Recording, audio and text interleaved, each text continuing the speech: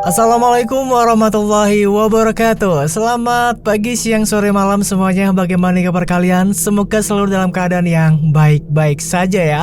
Seperti biasa, saya di sini hadir kembali untuk kalian semua untuk membawakan sebuah cerita horor untuk menemani aktivitas harian kalian. Dan di video kali ini ada cerita baru nih yang berjudul Pendem. Cerita ini ditulis oleh seperti biasa dong ya, Mas Restu Wiratmaja. Terima kasih buat Mas Restu Wiratmaja yang sudah ngizinin kita untuk membawakan cerita di channel Dimensi Mimpi. Nah, buat kalian nih yang sudah hadir, absen dulu dong di kolom komentar seperti biasa ya. Dari siapa dan dengan siapa dan dari mana gitu. Dan buat kalian juga nih yang baru nemu channel ini, yang baru nemu video ini gitu, salam kenal semua. Biar kita makin kenal makin dekat, absen di kolom komentar dong ya. Oke, tanpa masuk banyak basa-basi lagi ya, seperti biasanya gitu kan. Mungkin kalian sudah apa lagi nih? Oke, tanpa langsung banyak basa-basi lagi. Kalian sudah siap semua? Langsung aja kita mulai ke dalam ceritanya.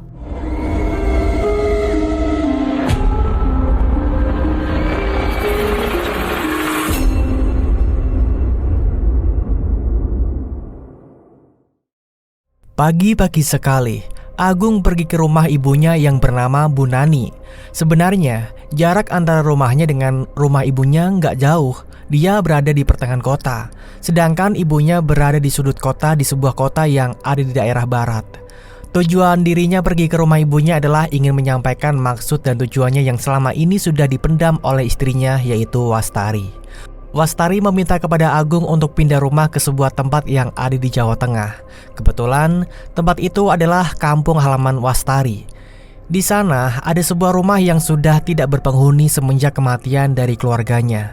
Hanya saja ada beberapa saudaranya yang masih mengurus rumah yang ada di sana untuk nantinya dipergunakan selayaknya atau menunggu kedatangan Wastari yang sudah lama tidak kembali ke kampung halaman semenjak 10 tahun dirinya menikah dengan Agung. "Assalamualaikum, Bu," ucap Agung sembari mengetuk pintu rumah kayu yang dibangun oleh ayahnya itu. Tidak berselang lama, keluarlah seorang wanita dengan mengenakan pakaian ala Sunda. Wanita tersebut adalah Ibu Nani, ibu dari Agung. Agung segera menyelami tangan Ibu Nani. Tidak lupa pula Agung mencium dahi dan pipi ibunya itu. "Waalaikumsalam, kamu sendirian? Mana istri kamu, Nak?" "Iya, Bu, aku sendirian. Kebetulan Wastari lagi menyiapkan sesuatu untuk kepulangannya keluar kota." "Oh alah, yaudah yuk masuk-masuk." Ibu Nani mempersilahkan anaknya tersebut untuk masuk ke dalam rumah. Sama seperti biasanya, rumah dari Ibu Nani tidak ada perubahan. Di dinding rumah tersebut tergantung banyak sekali kenangan dan foto-foto saat bapaknya masih hidup. "Pak Argo Sukmo, nama bapak bagus ya, Bu?" Ibu Nani hanya tersenyum. Dia kemudian menyajikan teh hangat manis beserta dengan makanan kesukaan anaknya. "Ini keripik singkong buatan ibu. Memangnya siapa lagi yang bisa buat keripik seenak ini selain ibu?" Agung langsung mengambil keripik singkong asin buatan ibunya. Memang secara rasa keripik singkong buatan ibunya ini tidak tertandingi dan rasanya benar-benar enak. "Kamu mau kemana, Nak?" tanya Ibu Nani, orang tua dari Agung. "Jadi gini, Bu, aku dan Wastari ingin pergi ke rumah Wastari dulu. Kita akan menetap di sana. Tapi sebelum kita menetap, kita ingin survei dulu tuh tempatnya. Mungkin aku juga akan mengajak Didi untuk ke tempat mendiang keluarga Wastari." Ibu Nani memegang kedua tangan anaknya. Dia tidak rela jika harus berpisah dengan anaknya dan pergi ke rumah Wastari yang berada di daerah Jawa Tengah. "Jangan, Nak, Ibu takut." Ibu takut apa?" "Bapak." "Ibu, Bapak udah datang di sana. Kita kan sering adakan doa bersama untuk Bapak." Semenjak kematian dari suaminya, Ibu Nani merasa akan ada sesuatu yang nantinya terjadi lagi secara cepat tatkala anaknya akan pergi ke rumah Wastari yang berada di salah satu daerah yang ada di Jawa Tengah. "Tapi, Nak, keluarga kita memang dari dulu telah mengalami banyak hal yang kamu tidak ketahui. Kematian dari bapakmu itu adalah salah satunya." Agung hanya terdiam. Dia belum berani memotong perkataan ibunya yang tampak dengan jelas wajah serius yang tergambarkan dari raut wajah serta ekspresi ungkapannya. Perlahan, tangan Ibu Nani memegang wajah Agung. Tangannya sudah sedikit kasar. Urat-urat di tangan ibunya terasa jelas di pipi Agung. Entah mengapa Agung merasa tidak tega jika ibunya memberikan sebuah pantangan sedalam ini.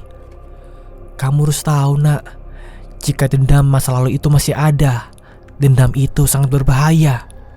Dendam bu? Bapakmu ditemukan meninggal dunia dalam keadaan yang mengenaskan. Tubuhnya tertanam di sebuah liang lahat yang hanya cukup untuk dirinya sendiri. Kepalanya mendongak ke atas. Ini semua karena ulah salah seorang musuhnya yang berada di daerah Jawa Tengah nak. Kamu harus hati-hati. Agung masih terdiam. Memang tidak salah jika dirinya sempat sowan ke rumah ibunya terlebih dahulu. Mungkin dengan cerita macam ini, dia lebih berhati-hati tatkala rencananya menuju ke daerah Jawa Tengah benar-benar dilakukan. Selepas bertemu dengan ibunya, Agung kembali ke rumah. Dia masih memikirkan perkataan ibunya terkait kematian ayahnya. Agung ingat, sewaktu kecil, ayahnya memiliki seorang sahabat yang berada di daerah Jawa Tengah. Entah mungkin itu hanya kebetulan atau memang ada kaitannya.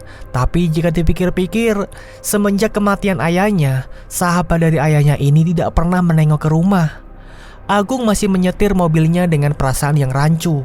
Hatinya tampak penuh dengan kebimbangan dan keanehan terkait apa yang selama ini tidak dia ketahui terkait masa lalu keluarganya. Saat di mana Agung sedang memikirkan hal-hal yang tidak masuk akal, sebuah mobil melaju dengan kencang dan hampir menabraknya. Oh anjing, woi!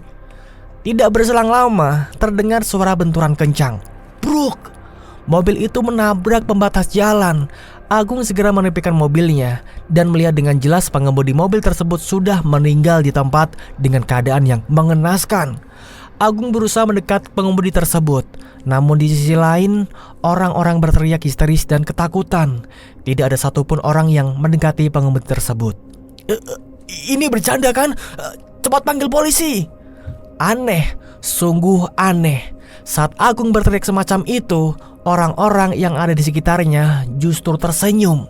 Mereka tertawa terbahak-bahak seperti menertawakan kematian dari pengemudi tersebut. Agung memperhatikan setiap wajah dari orang-orang yang menertawakan kematian dari pengemudi itu. Mengapa mereka tertawa di saat kematian ada di hadapannya? Apakah mereka benar-benar manusia? Tidak berselang lama, pundak Agung ditepuk dari belakang. Pak, woi, lagi ngapain di sini? Ucap seseorang yang membuatnya tersadar. Agung kembali melihat orang-orang yang ada di sekitarnya. Aneh, mereka justru menangis dan merasa ketakutan. Astagfirullah, ada apa ini? Agung segera buru-buru pergi dari tempat itu dan memasuki mobilnya dengan perasaan tidak tenang. Sebelum berangkat, ia segera menenangkan pikirannya. Agung tidak mau hal yang serupa akan terjadi hanya karena keteledoran dan sifat ketidaktenangan dirinya. Agung masih mempertanyakan kejadian yang baru saja terjadi. Dia merasa ada kejanggalan yang tidak pernah dia rasakan sebelumnya. Kok bisa ya orang meninggal diketawain? Namun saat dirinya sedang menenangkan diri, tiba-tiba dari jok belakang terdengar suara tawaan kecil seorang laki-laki. Agung terkejut mendengar suara tawaan itu. Dia kemudian melihat area jok belakang lewat kaca spion. Terlihat dengan jelas seorang pengemudi dengan leher yang sudah patah sedang terduduk di jok kursi bagian belakang. Pengemudi yang baru saja mengalami kecelakaan dan meninggal di tempat itu sedang tersenyum ke arah Agung. Astagfirullah! Agung langsung menoleh ke arah belakang. Akan tetapi sosok yang dimaksud sudah tidak ada. Agung merasa jika dirinya sudah merasakan hal-hal yang janggal semenjak bertemu dengan ibunya itu. Dia kemudian menghela nafas sejenak. Sembari menenangkan diri, Agung segera meninggalkan tempat dan menuju ke rumah untuk bersiap-siap melakukan perjalanan menuju Jawa Tengah. Setibanya di rumah, Agung segera memasuki rumahnya. Dia kemudian melihat anak dan istrinya sudah siap-siap merapihkan semua barang-barang yang nantinya akan dipergunakan untuk berpindah. Assalamualaikum. Waalaikumsalam. Agung melihat istrinya telah menyiapkan semua barang-barang miliknya dan juga milik keduanya, Wastari dan juga Didi. Mas, kamu udah datang? Baru aja. Gimana? Semua sudah siap? Sudah mas, tinggal berangkat aja. Gimana? Ibu ngizinin kita pindah nggak? Agung mengistirahatkan tubuhnya sejenak. Dia kemudian menghela nafas panjang seperti membuang isi beban pikirannya. Ada apa mas? Ada sesuatu kah? Mas cuma ngerasa aneh aja. Tadi Mas ngeliat ada orang kecelakaan, terus pengemudinya meninggal. Mas turun dari mobil, tapi anehnya orang-orang yang ada di sekitaran justru menertawakan kematian si pengemudi itu. Nah, pas Mas masuk mobil, di jok belakang Mas ditampakin sosok si pengemudi itu. Wastari hanya terdiam. Ini bukan pertama kalinya dirinya mendengarkan cerita aneh yang berkaitan dengan korban kecelakaan. Wastari seperti mengingat sesuatu kelam yang pernah terjadi juga kepada keluarganya. Menurut kamu, itu nyata nggak? Tanya Agung. Wastari hanya terdiam. Dia tidak menjawab pertanyaan dari Agung terkait kejadian janggal semacam itu. Dek, kok diem aja sih? Mas, aku juga nggak tahu kalau itu. Soalnya siapa tahu itu ada sosok yang menyerupai si pengemudi yang sudah meninggal. Agung hanya mengangguk paham. Dirinya sedikit mengetahui hal-hal aneh yang terjadi di sekitarnya secara bertahap. Mulai dari yang masuk akal sampai hal yang tidak masuk akal, seperti yang baru saja terjadi. Ya udah, kita langsung berangkat aja sekarang. Semua udah siap kan? Iya Mas, udah siap. Mereka pun bersiap-siap untuk berangkat ke sebuah desa yang ada di daerah Jawa Tengah. Desa yang menjadi tempat tinggal Wastari beserta dengan keluarganya. Siang itu, satu orang keluarga mendatangi sebuah rumah yang telah terpampang jelas di hadapannya bertuliskan, rumah ini dijual. Wastari dan suaminya yaitu Agung mendatangi sebuah rumah yang menjadi tempat tinggal keluarga Wastari dulu. Ini rumahnya? Iya Mas, tapi kok ada tulisan dijual ya? Loh, emangnya rumah ini tadinya dijual? Aku nggak tahu Mas. Semenjak bapak dan ibu meninggal, rumah ini dijaga sama Wak Salim. Dia itu adik dari bapak. Agung bersama dengan istri dan anaknya segera memasuki rumah. Lalu dia melihat seorang laki-laki tua sedang menyapu halaman rumah. Assalamualaikum, permisi. Laki tua itu masih melanjutkan kerjaannya dengan menyapu halaman per tiap sudut di rumah tersebut. Dia tidak memperdulikan ucapan salam yang telah dilontarkan oleh Wastari. Itu warga sini ya? Nggak tahu Mas, aku lupa wajahnya. Kita masuk aja kali ya Mas.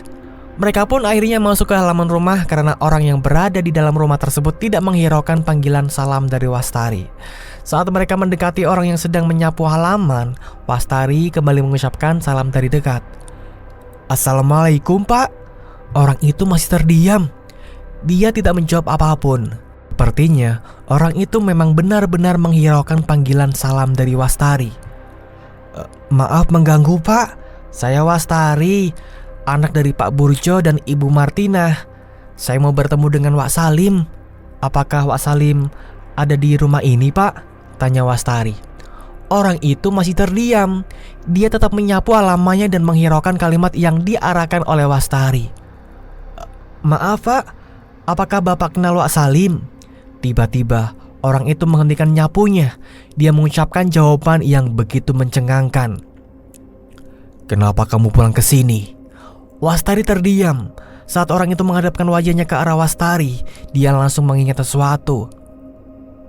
Wak Salim, pulang, jangan kesini lagi. Wastari minta maaf kalau semisal bapak dan ibu meninggal, Wastari nggak pulang ke rumah. Wastari pun menyodorkan tangannya untuk meminta maaf. Akan tetapi, orang yang disebut-sebut sebagai Wak Salim itu terus menolak tangan Wastari sembari mengucapkan kalimat yang sama. Pulang, jangan kesini. Wastari pun terus-menerus memohon kepada Wak Salim untuk memaafkan dirinya. Dan benar saja, hati Wak Salim langsung terkikis mendengar permintaan maaf dari Wastari. Dia pun segera memeluk tubuh Wastari sembari menangis. Aku capek Dok, aku capek. Wak, maafin Wastari. Wak Salim hanya mengangguk. Dia mengikhlaskan semua yang sudah terjadi termasuk dengan kesalahan dari Wastari yang tidak datang menghadiri pemakaman kedua orang tuanya. Didi, anak dari Agung dan Wastari, hanya memeluk tubuh bapaknya. Dia menangkap sebuah bayangan putih yang sedang menengok dari arah pepohonan belimbing. Pak, itu siapa? Kok nengok-nengok di balik pepohonan? Siapa yang memangnya? Nggak tahu Pak. Agung meminta kepada Didi untuk tidak melihat ke arah situ lagi. Didi pun hanya memeluk tubuh bapaknya dengan penuh ketakutan. Di dalam rumah tersebut, Wak Salim tinggal sendirian. Setiap harinya dia membersihkan halaman depan rumah seorang diri. Waktu itu, saat kedua orang tua meninggal dunia, tidak banyak warga yang mau memakamkannya. Katanya, kematian dari kedua orang tua kamu sangat aneh, jelas Wak Salim. Aneh kenapa, Wak? Tanya Wastari. Wak Salim mempersilahkan kepada Agung dan yang lainnya untuk menyeruput teh hangat buatannya sendiri. Ini, silakan diminum dulu. Terima kasih, Wak, ucap Agung. Oh iya, Wak, ini suamiku, namanya Agung. Kalau yang ini anakku, Wak, namanya Didi. Wak Salim hanya tersenyum melihat keluarga utuh dari Wastari. Dia tidak menyangka jika keponakannya ini sudah memiliki keluarga yang utuh dan terlihat bahagia. Wastari, nama kamu selalu disebut-sebut oleh kedua orang tuamu sebelum meninggal, jelas Wak Salim dengan raut wajah yang penuh keseriusan. Wastari dan yang lainnya hanya menyimak perkataan dari Wak Salim, sembari melihat sekitaran rumah yang benar-benar terlihat sangat kotor. Wajar, rumah ini jarang sekali dibersihkan. Wak Salim hanya membersihkan bagian depan rumah. Umurnya yang sudah terlihat tua ini benar-benar tidak mampu untuk membereskan seisi rumah secara total. Malam itu, aku ingat saat ada bola api yang mengelilingi rumah ini sebanyak belasan kali. Para warga juga melihat dengan jelas jika bola api itu memutari rumah ini. Bola api, Wak? Iya, Banaspati namanya. Dia adalah media santet yang dipergunakan untuk menyerang keluarga ini. Namun, belum cukup sampai di situ. Penderitaan yang mengerikan tatkala kedua orang tuamu ingin dikuburkan. Wastari menggenggam kedua tangannya. Dia sempat tertarik emosi dengan cerita yang dipaparkan oleh Wak Salim kepadanya. Tanah kuburan tempat keduanya ingin dikubur penuh dengan air. Kedua jasad orang tuamu tidak boleh dikuburkan dalam keadaan terlentang, melainkan harus dipendem atau dikubur dalam keadaan berdiri, jelas Wak Salim kepada Wastari. Wastari pun langsung menundukkan kepalanya. Dia tidak sanggup lagi mendengarkan semua perkataan yang dipaparkan oleh Wak Salim. Sedangkan Agung, dia merasakan ada kejanggalan terkait perkataan yang dipaparkan oleh Wak Salim. Terlebih lagi saat Wak Salim menyebutkan jika jasad kedua orang tua Wastari tidak bisa dikubur dalam keadaan terlentang. Lantas, bagaimana caranya untuk menutupi kedua mayat yang terkubur dalam keadaan berdiri itu? Tapi, apakah kedua jasad tersebut benar-benar dikubur dalam keadaan berdiri sampai saat ini? Tanya Agung. Iya, mereka harus dikuburkan dalam keadaan berdiri, tidak boleh terlentang atau menghadap ke arah barat. Memangnya kenapa harus seperti itu? Jika tidak dilakukan seperti itu, maka serangan santet selanjutnya akan mengarah kepada keturunan yang lainnya. Duar! Tiba-tiba hujan turun dengan derasnya. Kilat memecahkan suaranya dengan kencang di luaran. Didi segera memeluk tubuh ayahnya karena merasa ketakutan. Dia takut bukan karena suara petir yang suaranya membuat jantung menjadi berdetak dengan kencang, melainkan dari luaran rumah, Didi mendengar suara aneh yang suaranya sendiri seperti suara sesuatu yang dibenturkan pada benda padat. Tek, tek, tek, tek. Wak Salim menatap wajah Didi yang ketakutan. Dia menyadari jika Didi mendengar suara aneh yang berasal dari luaran. Di desa ini, suara aneh seperti itu sering terjadi. Jangan takut, suara itu akan hilang kalau hujannya sudah selesai, jelas Wak Salim. Itu suara apa? Tanya Didi. Itu suara kodok. Kok bunyinya aneh? Kodok di sini bentuknya beda-beda. Makanya tiap kodok punya suara yang unik-unik. Gak semuanya memiliki satu suara. Agung masih melihat istrinya yang sedang bersedih tatkala Wak Salim menceritakan dengan detail kematian kedua orang tuanya. Kalian pasti capek kan? Kalian bisa istirahat dulu. Nanti kalau sudah siap semuanya tinggal di sini, kalian bisa ambil semua barang-barang kalian dan pindahkan ke sini, jelas Wak Salim. Wak Salim pun pergi meninggalkan mereka bertiga. Agung masih bertanya-tanya terkait semua cerita yang dipaparkan langsung oleh Wak Salim kepadanya. Jadi gimana? Mau tetap tinggal di sini? Tanya Agung kepada Wastari. Aku masih belum tahu, Mas. Aku juga kaget terhadap cerita yang baru saja Wak Salim ceritakan. Ternyata selama ini bapak dan ibu dikenal baik sama para warga. Aku juga agak aneh dengan ceritanya. Didi kemudian melepaskan pelukannya. Dia berjalan ke arah luaran pintu. Hujan di luaran masih sangat deras. Didi penasaran dengan suara kodok yang dikatakan oleh Wak Salim. Mengapa bunyinya masih terus ada? Tek, tek, tek. Didi pun perlahan membuka gorden jendela. Jantungnya mulai berdegup kencang. Sesekali mulutnya menelan ludah sendiri. Bulu kuduknya mulai berdiri. Entah mengapa Didi merasa hawa merinding yang begitu jelas. Saat di mana dirinya melihat luaran rumah, sayup-sayup Didi melihat ada sosok aneh yang sedang berdiri tepat di dekat pohon belimbing, persis saat di mana dirinya melihat sosok wanita menggunakan kain serba putih. Didi melihat dengan jelas sosok tersebut sedang membenturkan kedua tangannya yang sudah menjadi tulang belulang. Wajahnya tidak bisa diketahui dengan jelas. Rambutnya benar-benar menutupi seluruh wajah dan posisinya sedang membungkuk ke bawah sembari membenturkan kedua tangannya secara perlahan-lahan. Lalu dihasilkanlah bunyi-bunyian seperti yang dia dengar. Tek, tek, tek. Didi langsung menutup gorden jendela saat sosok tersebut mulai menggerakkan kepalanya. Dia yakin jika yang baru saja dilihatnya adalah bukan manusia. Didi pun berjalan ke arah ayahnya. Dia kembali memeluk ayahnya dan meminta untuk segera pulang dari rumah ini. Ayo pulang, aku takut. Takut apa? Kamu lihat apa, Nak? Ada setan ya? Di mana?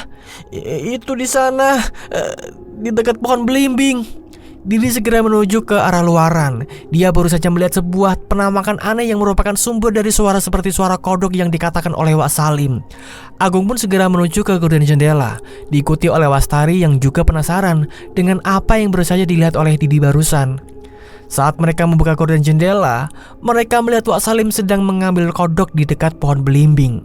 Lalu bersama dengan itu, Wak Salim langsung menengok ke arah mereka yang sedang mengintip dari dalam rumah sembari tersenyum lebar. Lihat, itu Wak Salim lagi nangkap kodok. Wak Salim pun berjalan ke arah pintu bagian depan rumah. Agung segera membuka pintu tersebut walau hujan di luaran masih besar. Nih kodoknya, teriak Wak Salim. Didi langsung melihat kodok yang ditangkap oleh Wak Salim. Perlahan Wak Salim menekan perut kodok tersebut hingga mengeluarkan bunyi-bunyian yang hampir mirip. Tek, tek, tek. Wak Salim hanya tersenyum kepada Didi.